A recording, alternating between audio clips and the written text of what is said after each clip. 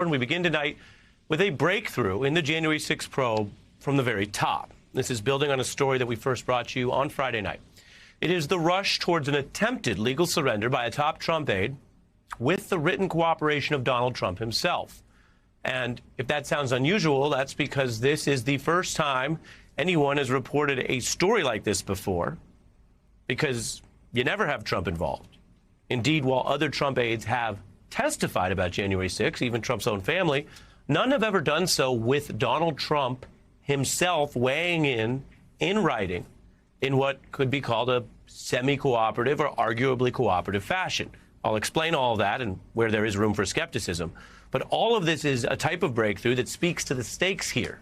And what is shaping up is one of the House committee's most aggressive and decisive legal victories as White House veteran and 2016 campaign chair Steve Bannon makes this move at an attempted partial legal surrender. He is offering a type of last-minute bid to try to cut a deal and cooperate with the January 6th committee. He is saying he wants to testify before this committee. He's saying that now he will deal with them. He will talk, and if he did so under oath, that's a new legal obligation, and he'll do so despite the many months of defiance that we've all experienced if you follow the news.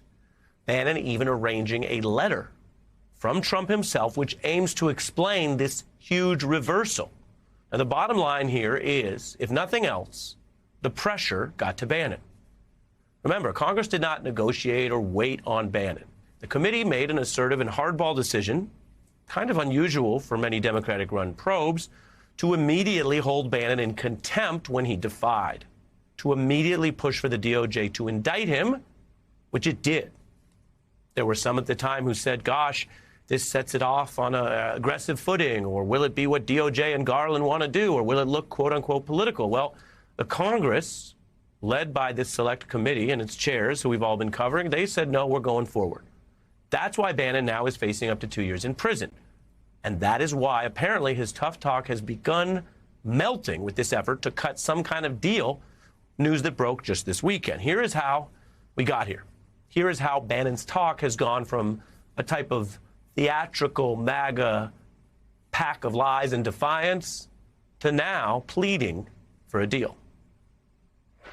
This is the complete charade that the 6th January committee. The House is voting right now to find Trump ally Steve Bannon in contempt of Congress for brazenly defying a subpoena from the January 6th Select Committee. This is going to be the misdemeanor from hell for Merrick Garland, Nancy Pelosi, and Joe Biden. We're going to go on the offense. We're tired of playing defense. We're going to go on the offense on this. Steve Bannon, a former trusted advisor to Donald Trump, now says he will testify, and he wants to do so publicly. I want you guys to stay focused, stay on message. Remember, signal, not noise. This is all noise, that's signal. Donald Trump now says he will waive that claim of executive privilege if Bannon reaches an agreement to speak with the committee.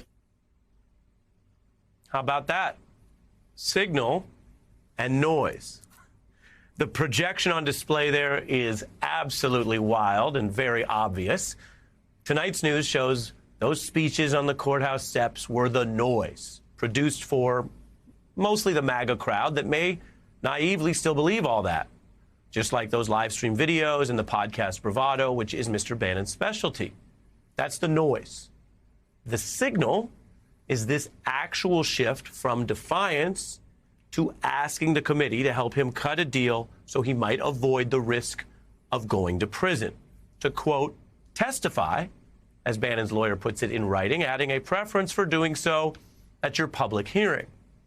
Now, sometimes I have to state the obvious around here, so let me state it. Mr. Bannon, a defendant awaiting trial, is not in much of a position to negotiate about venue or forum of said testimony, considering he is currently facing what will be a mandated public trial and then a very private and constricting prison cell if convicted. He is, I take pains to note, legally presumed innocent until this trial and its resolution. The larger point, though, is this attempt to cooperate at all. And why now? The door is closing, quite clearly, for Mr. Bannon to claim any actual cooperation because, one, the committee's down to its last hearings, and two, Bannon's criminal trial begins next week, literally.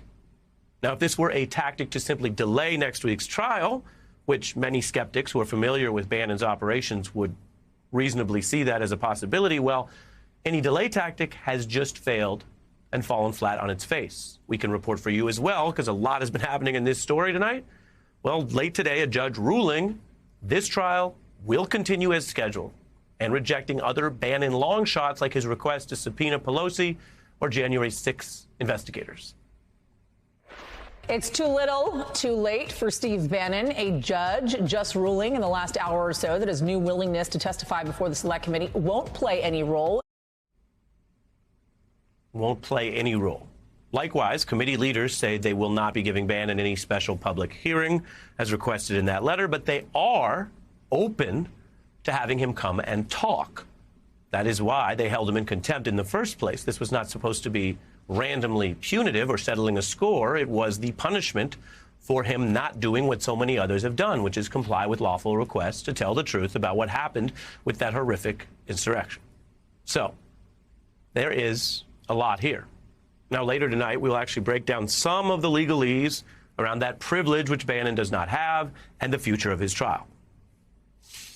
But if you pull back from the noise, to use the word of the day, and pull back from the intricacies, here's what's basically happening.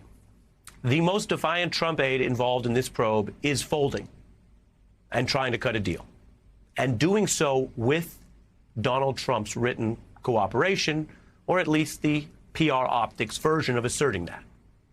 And again, we can bring skepticism to aspects of this, but big picture, why is this happening? Because pressure works. Pressure from this committee, which, as mentioned, has done things a little differently. Pressure from the DOJ, when it decides to prosecute insurrection and obstruction cases seriously and contempt cases with vigor. It appears that pressure works even on some of the people whose entire life and brand is around claiming that they are imperious and impervious to this and they will not be affected and they do whatever. A lot of this comes down to fear. On that day, January 6th, it was so many brave public servants, police officers, and members of Congress, Vice President Pence, who were subjected to the fear of a criminal mob summoned and rallied and organized by Donald Trump. And that was wrong. And much of that was criminal. We are careful to cover the legalities of individual cases, but convictions have been had, crimes have been proven. It was a criminal assault not only on democracy, but on the brave and innocent people conducting themselves and trying to defend it. Fear is powerful. But who is afraid right now? If you take nothing else from this, it would appear that Mr. Steve Bannon is the one who's afraid. Afraid of trial, afraid of prison, afraid of actually acting on the propaganda that he spewed at his supporters for so long. And that fear, which can focus the mind, is an instrument of the criminal justice system.